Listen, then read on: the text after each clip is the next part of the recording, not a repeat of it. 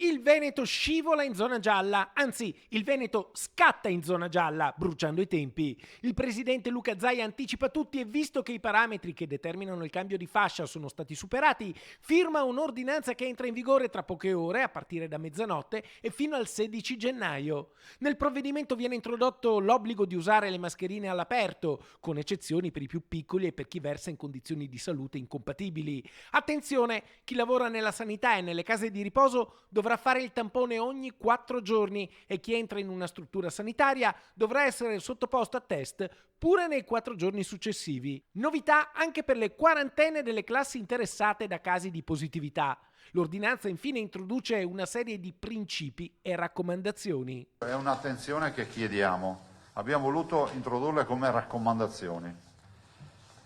Allora, se una persona che ha qualcosa che non funziona,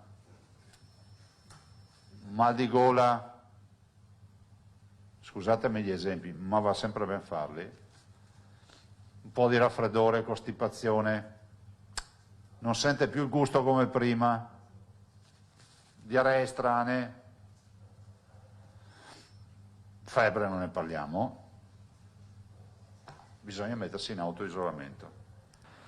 Adesione alla campagna vaccinale come raccomandazione delle persone non ancora vaccinate con vaccinazione incompleta.